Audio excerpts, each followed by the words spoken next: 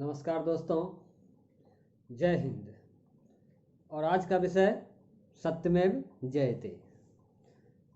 रेहा चक्रवर्ती ने सत्यमेव जयते की गुहार लगाई थी, पहले तो ट्विटर पर, फिर उसके बाद जब बिहार पुलिस ने मुकदमा दायर किया तब सत्यमेव जयते।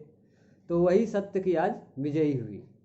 लेकिन पता नहीं सत्यमेव जयते कहने के बावजूद भी वो सीबीआई इंक्वायरी के लिए बाद में पलट क्यों गई और इतने ज़्यादा यूटर्न लेने लगी। पहले बोले कि सीबीआई इंक्वायरी हो, जब बिहार पुलिस इंक्वायरी करने लगी तो बोले कि बिहार पुलिस को इंक्वायरी नहीं करना चाहिए, महाराष्ट्र पुलिस को इंक्वायरी करनी चाहिए। महाराष्ट्र पुलिस अगर दे, ये महाराष्ट्र सरकार अगर सीबीआई को दे, हमको कोई दिक्कत नहीं। और उधर महाराष्ट्र सरकार बोल रहे थे कि हमें सीबीआई इंक्वायरी की कोई ज़रूरत ही नहीं है, ऐसा कोई मामला ही नहीं है सीबीआई इंक्वायरी का, तो क्यों दे। संजय राउत जी बोल रहे थे, काफ़ी ज्ञान था उन्हें कानून का उस समय, कि सीबीआई इंक्वायरी की कोई ज़रूरत नहीं है, बिहार पुलिस को इन्वेस्टिगेशन का कोई अधिकार नहीं है। लेकिन आज जब सुप्रीम कोर्ट का सुप्रीम फैसला आया तो संजय राउत जी से जब ये पूछा गया आपका क्या विचार है, आप इस पर क्या कहना चाहेंगे, तो इनसे वो दरकिनार होते हुए ये बोलने लगे कि ये न्यायपालिका के विषय में मेरा बोलना न्याय संगत नहीं है। आज जब सुप्रीम कोर्ट का फैसला आ गया और आपकी झूठ पकड़ी गई तब आपको ये समझ में आ रहा है, लेकिन महीनों से आपको ये चीज़ समझ में नहीं आ रही थी। तब कौन सा न्याय संगत बातें कर रहे थे आप कि सीबीआई इंक्वायरी की ज़रूरत नहीं है, बिहार पुलिस इंक्वायरी नहीं कर सकती। उस समय तो आपको न्याय का बहुत बड़ा ज्ञान आ गया था, कानून का। लेकिन जब आज कानून ने इस चीज़ को सही साबित कर दिया और आप लोग सबों के महाराष्ट्र सरकार के मुंह पे जो एक तमाचा पड़ा है, तो आपको उस समय कानून की समझ अब नहीं रही। तो कानून की समझ हमेशा एक जैसी रखिए ना, शुरू में कुछ और बाद में कुछ और, ऐसा कैसे चलता है। और महाराष्ट्र पुलिस अब कह रही है कि मैं इन्वेस्टिगेशन करूंगा। भैया 2-2.5 महीने में तुमने एक एफआईआर दर्ज नहीं की, रिक्वेस्ट कर रहे हो, और जब सुप्रीम कोर्ट का फैसला आया तो तब आप कहते हो कि मैं इंक्वायरी करूंगा, मेरी इंक्वायरी होगी।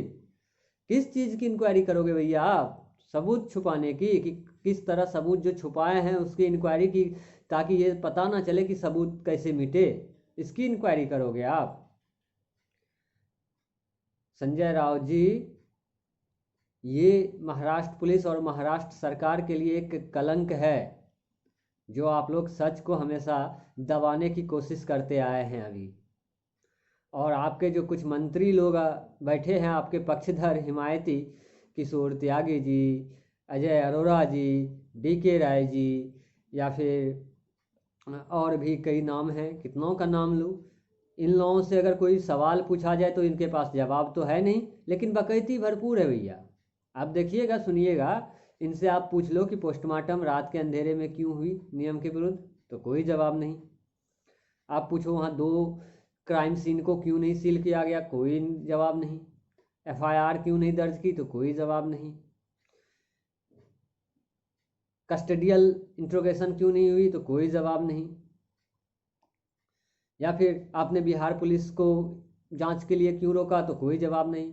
बिहार के आए हुए आईपीएस अधिकारी को ज़बरदस्ती क्वारंटाइन क्यों किया, तो उसका कोई जवाब नहीं। पोस्टमार्टम रिपोर्ट के सवाल पे पूछ दो तो भी इनके पास जवाब नहीं। लेकिन बकैती भैया भरपूर है, क्योंकि ये सत्ता के ये इनको सत्ता का इतना ज़्यादा घमंड है कि बाकी जनता या कि और कुछ इनको दिख ही नहीं रहा था। अगर न्यायपालिका ने ये आज सुप्रीम फैसला नहीं दिया होता तो ये तो खुलेआम जनता को चूस ले, चाहे हो मन करे इसका। तो मतलब जनता को सच्चाई से रूबरू कराना ही नहीं है इनको। और एक बात फॉरवर्ड तरीके से बोलूँ, ये सभी सच को छुपा रहे हैं, इसलिए अब ये डर लग रहा है इनको। और यही डर की वजह है कि सुप्रीम कोर्ट के फैसले आने के बाद मुंबई में एक आपातकाल में बैठक हुई, मंत्रियों की अलग और पुलिस डीआईजी कमिश्नर की अलग। तो ये डर है उनका, और ये डर वाकई अच्छा लगा साहब। आप लोगों का ये डर अच्छा लगा। सुप्रीम कोर्ट के फैसले आने के बाद जो आपका ये डर है ना, ये डर अच्छा लगा। डरना चाहिए आपको भारत की जनता से, न्याय के लिए लड़ने वाले जनमानस से, इंसाफ की गुहार लगाने वाले जनमानस से। और ये डर अच्छा है, आपके चेहरे पे ये सिकन दिखनी चाहिए। और ये जो तमाचा लगा है ना आपके मुंह पे, तो अब कहाँ छुपाओगे अपनी मुंह, अपनी करतूतें? जब सीबीआई इन्वेस्टिगेट करेगी ना तो आपकी सारी करतूतें निकल के सामने आएगी। तो अब आपकी जो करतूतें निकल के आएगी ना, उन्हें कहाँ छुपाओगे? कहाँ, कौन सी चादर से ढकोगे उसको? बहुत सच्चाई ढकने का शौक है ना तुम लोगों को, आप लोगों को। तो अपने चेहरे को कैसे ढकोगे आप? और ये जनता को बताइएगा कि किस तरह आप अपने मुरझाए चेहरे को ढकिएगा।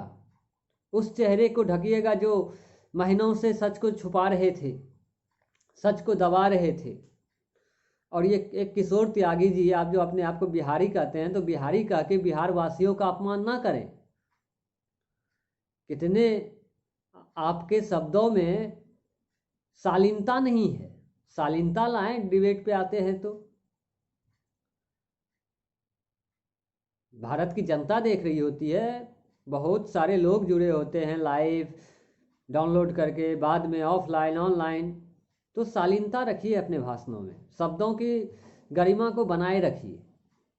और सच को छुपाने में इतने ज़्यादा कटिबद्ध नहीं हो जाइए, सत्ता के इतने ज़्यादा लोभी और हिमायती नहीं बन जाइए कि आप सत्ता के पक्षधर हिमायतियों के लिए कुछ भी करने को आतुर हो जाए। बिहारियों को आप नहीं जानते हैं और अपने आप को आप बिहारी बोल रहे हैं, तो ये बिहार वासियों का अपना अपमान मत कीजिए बिहारी बोल के। और एक बात, अब इन्हें जो ये डर लग रहा है ना कि सीबीआई आएगी तो हमारा क्या होगा, इतने दिन से हम लीपापोती कर रहे थे सभी मामलों पर, सबूत को छुपा रहे थे, तो अब इनको ये डर लग रहा है। और इसीलिए ये बयानबाजी से भी बच रहे हैं। जैसे कि संजय राउत जी ने कहा कि मुझे इस पे बोलने का कोई अधिकार नहीं। तो जब इस फैसले पे बोलने का आपको अधिकार नहीं, तो सीबीआई इंक्वायरी हो या ना हो, या फिर बिहार पुलिस को अधिकार था या नहीं था, इस पे आपको बोलने का अधिकार किसने दिया था? अब तो सारी लॉबी सामने आएगी, बॉलीवुड लॉबी हो या पॉलिटिशियन लॉबी हो या और जो भी हो, तो सारी लॉबी अब सामने आएगी और आप देखिएगा। और न्याय की, सत्य की जीत हुई है आज। सुशांत सिंह राजपूत सर के मामले में सीबीआई इंक्वायरी को मंजूरी मिली है। ये पूरे भारतवासियों के लिए एक तरह से सच्चाई की जीत है, इंसाफ की जीत है। धन्यवाद। सत्यमेव जयते।